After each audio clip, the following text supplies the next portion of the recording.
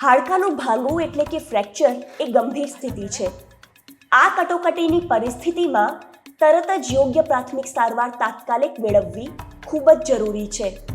આ શ્રેણીના અગાઉના વિડીયોમાં હાડકાં ભાંગવાની સ્થિતિમાં પ્રાથમિક સારવાર આપવાનું શીખ્યા. આપણે જોયું છે કે ફ્રેક્ચરની સંભાવનામાં ઈજાગ્રસ્ત અંગને સ્થિર રાખવું ખૂબ જ મહત્વપૂર્ણ છે. આજે આ વિશે વિગતવાર વાત કરીશું. આજનો વિષય: હાડકાં ભાંગવાની સંભાવના હોય તો ઈજાગ્રસ્ત ભાગને કેવી રીતે ટેકો આપવો. How to support the injured part in case of a suspected fracture.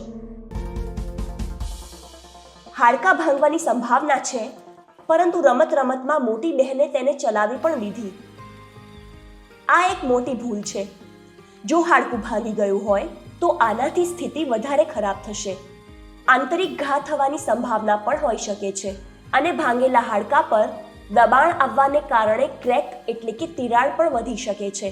હાડકાં ભાંગવાની સંભાવના હોય તો દર્દીને તાત્કાલિક હોસ્પિટલ લઈ જવાની વ્યવસ્થા કરો. એમ્બ્યુલન્સ માટે કોલ કરો અને પ્રાથમિક સારવાર આ પ્રમાણે આપો. આ પરિસ્થિતિમાં ઈજાગ્રસ્ત અંગને ટેકો આપીને સ્થિર રાખવું સૌથી જરૂરી છે. સ્થિર રાખવાના મૂળભૂત નિયમ યાદ કરી લો. ઈજાગ્રસ્ત ભાગની ઉપર અને નીચેવાળા સાંધાને ટેકો આપવો જરૂરી છે. શા માટે? સમજવું મુશ્કેલ નથી. ઈજાગ્રસ્ત ભાગને જે પરિસ્થિતિમાં છે એ જ પરિસ્થિતિમાં સ્થિર કરો. જરા પણ વાળવાનો કે સીધો કરવાનો પ્રયાસ ન કરો. તેથી સૌથી પહેલા આપણે સ્પ્લિન્ટ લગાવીને પગના હાડકાને ટેકો આપતા શીખીશું. તે કંઈ પણ હોઈ શકે છે જે અંગને ટેકો આપવા માટે સખત અને મજબૂત હોય. અહીં પગના હાડકાં ભાંગવાની સંભાવના છે, તેથી ઘૂંટણનો સાંધો ઉપર અને એડીનો સાંધો નીચે. હવે તમારે કંઈક સખત વસ્તુ શોધવી પડશે. તે લાકડાની સપાટ અને મજબૂત પટ્ટી હોઈ શકે છે. આ સ્પ્લિન્ટ થોડી ખરબચડી છે. આ માટે સૌપ્રથમ તેને નરમ સ્વચ્છ કપડાથી ઉપર લપેટી લો. હવે ઈજાગ્રસ્ત પગની બંને બાજુએ સ્પ્લિન્ટને આ રીતે રાખો, ઘૂંટણની ઉપર અને એડી સુધી. પછી તેને કોઈ કપડાથી બાંધી દો. ગાંઠ એવી હોવી જોઈએ કે તે સારી રીતે ટેકો આપે, પરંતુ તે એટલી ચુસ્ત ન હોવી જોઈએ કે લોહીના પરિભ્રમણમાં અવરોધ આવે. જો ઘા હોય તો તેને સ્પર્શ ન કરો અને ધ્યાન રાખો કે ગાંઠ ઘાની ઉપર ન હોય. જો તમને સ્થિર કરવા માટે અકસ્માત સ્થળ પર કંઈ પણ ન મળે તો તમે ઈજાગ્રસ્ત પગને સ્વસ્થ પગ સાથે બાંધી દો. એ જ મૂળભૂત નિયમ.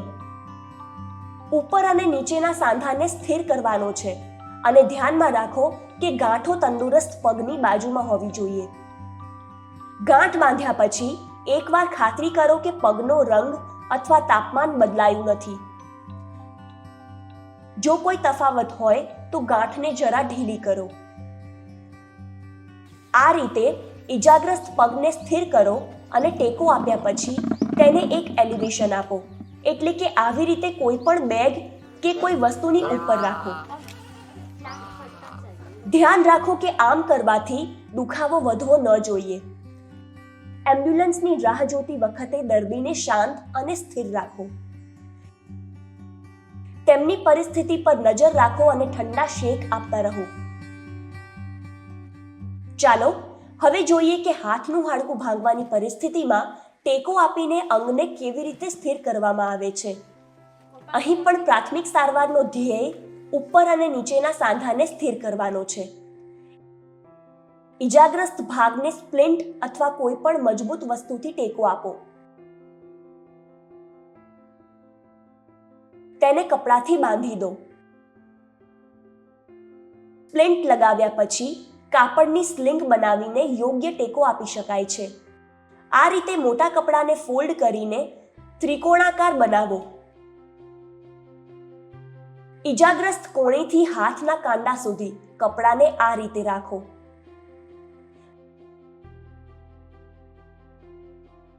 પછી બંને છેડાને ગળાની પાછળ લઈ જાઓ અને ગાંઠ બાંધો. સ્લિંગને એવી રીતે ગોઠવો કે ઈજાગ્રસ્ત હાથ તેના પર આરામની પરિસ્થિતિમાં ટકેલો રહે. સાચી પરિસ્થિતિમાં હાથ છાતી પર ટકેલો હશે. હાથ કોણીથી થોડો ઉપર હશે અને આંગળીઓ બહાર નીકળેલી હશે. આ પછી તમે દર્દીની નાડી તપાસો અને તેમને વહેલી તકે ડોક્ટર પાસે લઈ જાઓ. યાદ રાખો, પ્રાથમિક સારવાર માત્ર તાત્કાલિક મદદ છે. દર્દીને વહેલી તકે ડોક્ટરી તપાસ અને સારવાર જરૂરી છે. કોઈ પણ હાડકાના ફ્રેક્ચરની પરિસ્થિતિમાં આ મૂળભૂત નિયમ છે. સ્થિર કરો, ઓછામાં ઓછું હલાવો અને બને તેટલી વહેલી તકે હોસ્પિટલ પહોંચો. પાંસળી, કરોડરજ્જુ અથવા ખોપરીના ફ્રેક્ચરના કિસ્સામાં દર્દી માટે વિલંબ કર્યા વિના એમ્બ્યુલન્સની વ્યવસ્થા કરો. હવે તમારા માટે એક કાર્ય. શોધો કે વિવિધ ભાગોમાં હાડકાં ભાંગે ત્યારે સ્પ્લિન્ટ કેવી રીતે લગાવવામાં આવે છે, જેમ કે આંગળી, કાંડા, એડી, પંજો અથવા હાથ. તમારા એક સાથીને લો અને એકબીજા ઉપર વારાફરતી સ્પ્લિન્ટ અને સ્લિંગ બનાવવાનો અભ્યાસ કરો. યાદ રાખો કે હાડકાં ભાંગવાની પરિસ્થિતિમાં દર્દીને પીડા થતી હોય છે અને આ કટોકટીની પરિસ્થિતિમાં ઝડપથી કાર્ય કરવું જરૂરી છે. પ્રાથમિક સારવાર શીખો. સુરક્ષિત રહો, સાવધાન રહો.